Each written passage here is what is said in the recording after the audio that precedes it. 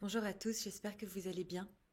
Je viens m'adresser à vous aujourd'hui parce que j'ai l'élan de partager quelques idées, quelques notions, quelques aspects qui ont été très présents à mon esprit ces derniers temps et que j'avais l'élan de partager. Et je pense aussi la mission de partager. Parce que plus on est nombreux à pouvoir partager ces élans de notre cœur, de nos apprentissages, de nos évolutions, plus on peut les mettre à contribution les uns des autres, et plus on arrive à former une communauté de personnes qui se tiennent par la main et qui s'élèvent et qui s'éveillent ensemble, qui cherchons le bonheur ici sur Terre, ensemble, en s'accompagnant les uns et les autres. Et donc, comme nous le savons, nous vivons dans un monde qui est extrêmement polarisé, à l'intérieur duquel on va rencontrer beaucoup d'événements qui vont être chahutants pour nous.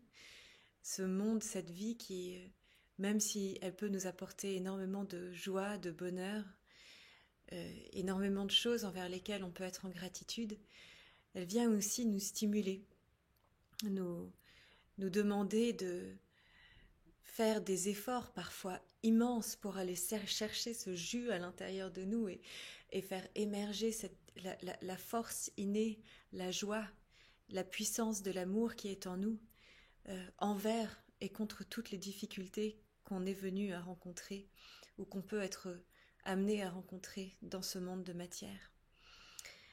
Et personnellement, en tout cas quand j'étais petite, je savais déjà, j'étais persuadée que la raison pour laquelle on vivait sur Terre, c'était pour trouver le bonheur. Et c'est ce que j'allais raconter aux adultes qui étaient autour de moi. Je disais, on vit sur Terre pour trouver le bonheur.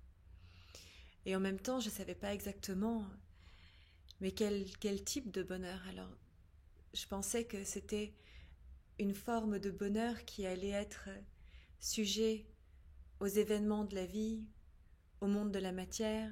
C'est-à-dire que si j'avais suffisamment d'éléments autour de moi qui pouvaient contribuer à mon bonheur, de personnes aimantes autour de moi, j'y accéderais. Et aujourd'hui, je sais, parce que j'ai fait tout le chemin pour me rendre compte que ce n'est pas à l'extérieur, c'est pas dans les autres, dans les environnements, où c'est pas en allant chercher le bonheur dans la relation avec l'autre, mais en allant chercher le bonheur dans la relation de mon soi-source que je vais le trouver. Donc c'est en relationnant avec notre espace divin, avec notre espace supraconscient, que certains appelleront multidimensionnalité, qu'on va pouvoir accéder à cette partie ultime qui est nous, qui nous forge et vers laquelle nous pouvons toujours revenir, qui est notre salut, notre sécurité, notre prospérité et la voie ultime de notre éveil. C'est cette réunification, c'est cette part de nous, cette part de source qui est venue se manifester dans un corps de matière, qui a descendu le long de notre colonne de chakras pour venir se manifester dans chacun des centres énergétiques que sont nos chakras. Et lorsque nous nous sommes complètement identifiés à ce monde de matière et à nos sens, à tout ce qu'on peut percevoir à travers nos sens, complètement identifiés à ce qui se passe autour de nous, à nos relations, à ce qui va, à ce qui ne va pas bien. Et c'est là qu'on perd cette notion de source, c'est là que notre âme s'égare dans les méandres de la matière. Et notre chemin, justement spirituel, il est de rassembler toutes ces perceptions qui sont tournées vers l'extérieur, vers l'intérieur, les ramener dans l'axe de notre corps et les faire remonter dans notre axe intérieur pour pouvoir retrouver la source, pour que lorsque l'on regarde à nouveau dans notre colonne de chakras qui s'élève jusqu'à la source autour de nous, au-dessus de nous, lorsqu'on lève les yeux à travers tous nos corps, toutes nos dimensions, et qu'on regarde la source, comme ça quand on l'a juste droit devant nous, quand on la regarde yeux dans les yeux, et qu'on voit ce vaste océan cosmique depuis lequel on est né, depuis lequel on a émergé, ce trou noir un peu, cet espace de gestation de la source, sa part féminine. Et c'est là qu'on comprend, c'est là qu'on retisse véritablement tous les fils de notre incarnation, et que ça nous donne le courage nécessaire, toute la force dont nous avons besoin pour venir manifester dans ce monde de dualité et de séparation la vérité de l'être que nous sommes, la vérité de notre source, la vérité de notre innocence et de la pureté de notre enfant intérieur qui un jour a jailli de ce centre cosmique qu'est la source dans son côté féminin, dans ce grand utérus cosmique qui nous a à tous donné la vie. Et je viens vous parler aujourd'hui de ce bonheur à retrouver quand on se pose la question de qu'est-ce qu'il est finalement ce bonheur. S'il n'est pas issu de ce monde matériel et qu'il est issu de ce monde immatériel qui nous a constitués, qui nous a conçus et qui est constitutif de nous, puisqu'il est engrammé dans chacune des cellules de notre corps. En fait, on n'a jamais perdu. Cette part de nous, de source, n'a jamais disparu. C'est pas parce qu'on l'a oubliée à certains moments et qu'on s'est identifié à autre chose qu'à elle qu'elle a cessé d'exister. Il suffit de la réactiver, il suffit de revenir à sa rencontre, par exemple par la méditation, ou dans notre manière de venir à la rencontre des événements de notre vie. Et c'est pour ça que j'en viens aujourd'hui à vous parler de karma. Et à la manière de notre source, de notre soi-source, de rencontrer ce karma. Donc je ne sais pas si certains d'entre vous l'ont entendu, mais j'ai fait une vidéo avec Rayonnance TV assez récemment, une conférence autour des lois universelles. On a longuement parlé avec Anne qui m'interviewait autour de la loi du karma, cette loi de cause à effet à laquelle on est tous assujettis ici dans ce paradigme de 3D, 4D dans lequel on vit maintenant.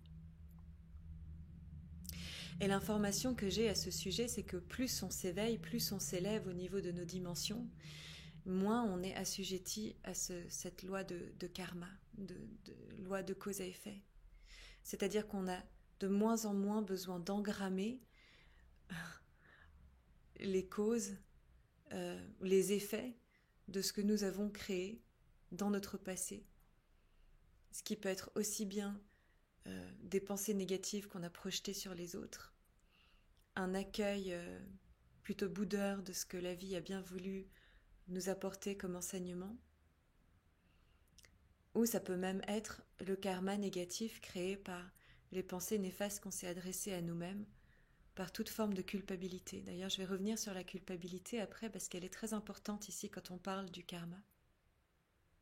Parce qu'en réalité, on sent la culpabilité si par exemple on a fait quelque chose de faux et on s'en veut, on revient en arrière dans nos pensées, on vit dans le passé et on se dit « Ah mais qu'est-ce que j'ai fait à ce moment-là, c'était terrible, j'aurais pas dû dire ça comme ça, j'aurais pas dû faire comme ça. » Mais en fait, ça sert absolument à rien si on s'appuie sur cette loi de cause et effet, puisque de toute façon la vie va nous réenseigner par d'autres biais quelle était notre erreur à ce moment-là, pour qu'on puisse la réparer, pour qu'on puisse la comprendre et qu'on puisse faire ce check.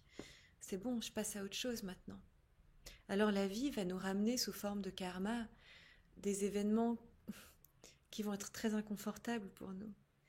Peut-être des personnes qui vont nous faire sentir mal, des situations à l'intérieur desquelles on ne va pas être dans notre confort. Et alors, si on comprend à ce moment-là que c'est la loi du karma qui est en train d'opérer, et que ça nous permet en fait de faire ce check et de passer à autre chose, de dire « Ah ouais, c'était ça l'enseignement que j'avais besoin d'apprendre, c'est ça que j'avais besoin de voir, et je passe à autre chose. Et je suis libérée et j'ai plus besoin de me culpabiliser parce que je comprends que j'ai moi-même provoqué cet événement-là. » De la même manière que si par exemple vous recevez du ressentiment de la part des autres, parce que vous avez dit quelque chose qui a déplu. D'ailleurs, c'est à peu près le cas de beaucoup de personnes qui s'exposent dans les réseaux. On est mis à risque de dire des choses qui déplaisent. Eh bien, si on est sujet à la réception du ressentiment des autres qui sont en miroir et qui nous disent tiens, c'est pas bien ce que tu as fait là, c'est pas bien ce que tu as dit là. Et bien peut-être qu'à l'intérieur de nous, il y a des endroits à l'intérieur desquels on n'a pas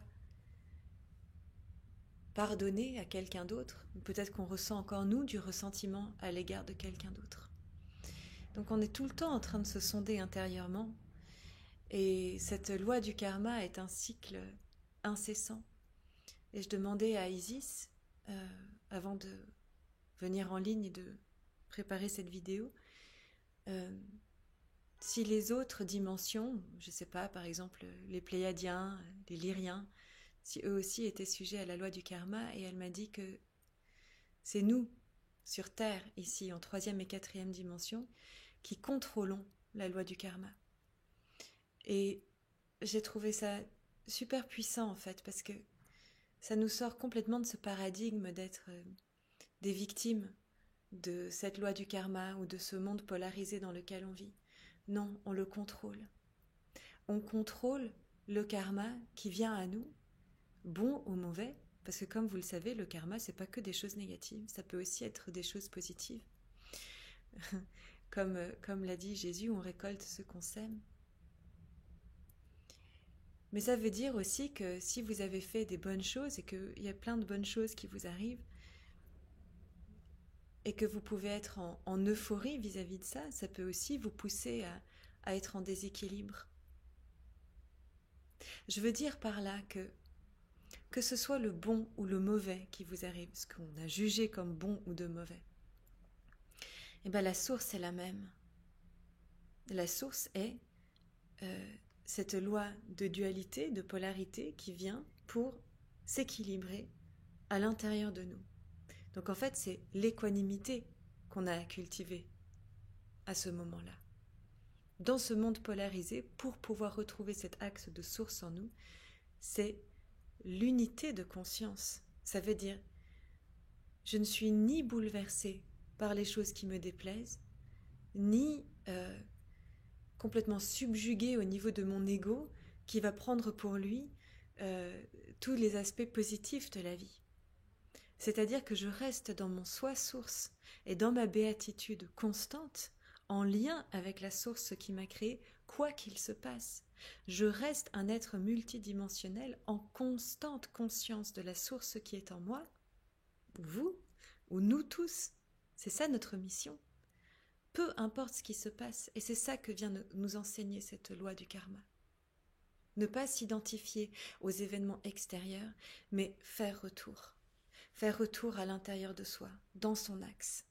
Parce que là, tous nos chakras, on nous parle souvent du chakra du plexus solaire, là juste entre les côtes, mais, et qui est un réceptacle de ce centre émotionnel à l'intérieur de nous, et que c'est notre antenne extérieure. Mais et si on allait tourner cette antenne extérieure vers l'intérieur?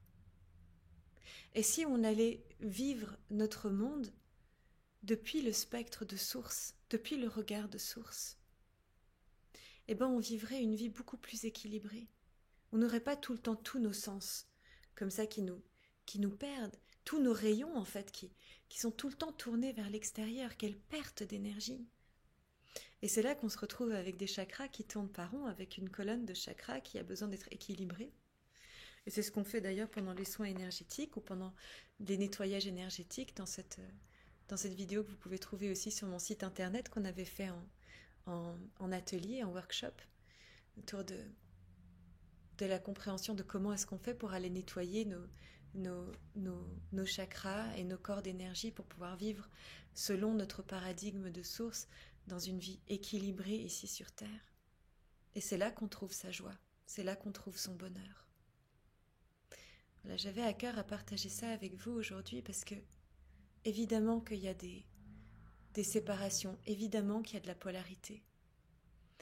Et j'en ai moi-même fait une belle expérience ces derniers temps de cette polarité inférieure.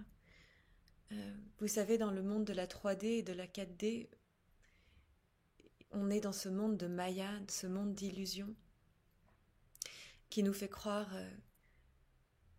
à tout un tas d'énergie dense et on en trouve plein des informations. Je veux dire, moi je parle pas de ces choses-là sur ma chaîne parce que j'ai pas envie de véhiculer certaines ondes vibratoires plus néfastes. Ça veut pas dire qu'elles n'existent pas. Je les vois bien. Euh, J'en ai moi-même fait les frais à plusieurs reprises, mais je ne veux pas m'y identifier. Je m'identifie à mes dimensions supérieures. Je les vois, je les reconnais.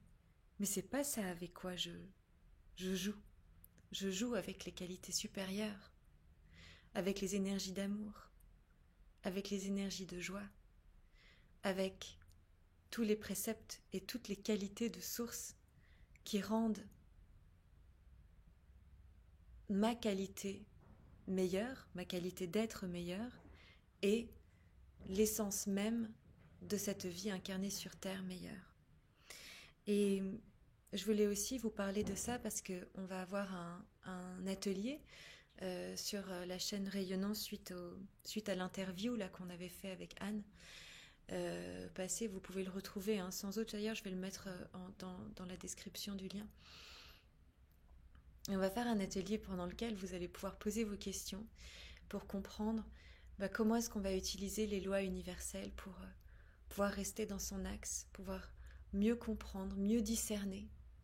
Parce que ça nous aide énormément quand on peut avoir la capacité de discernement de ce qui nous arrive, du bien, du mal, du vrai, du pas vrai, quelle est la réalité dans laquelle on vit.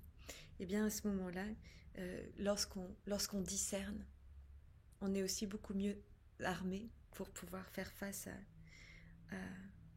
à tout ce qui vient à nous. Je regarde juste un peu dans mes notes pour voir si j'ai oublié de vous dire quelque chose.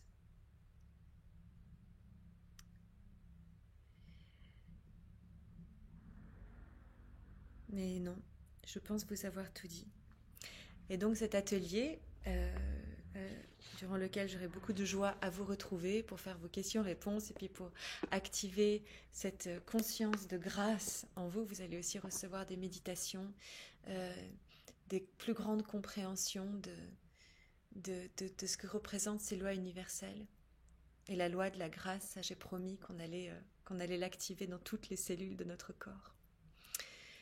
Alors je vais vous aimer et vous quitter. Et je vous dis à très bientôt pour la prochaine vidéo, en espérant que cette vidéo-ci aura pu contribuer pour vous. Et n'hésitez pas à la liker, à la partager si vous pensez qu'elle pourrait être d'une contribution pour d'autres personnes chères à votre cœur. Et abonnez-vous à la chaîne, pourquoi pas. Comme ça, on va pouvoir vaincre le monde de la Maya avec toujours plus d'amour et toujours plus de béatitude et de bonheur sur cette terre. Allez, je vous embrasse.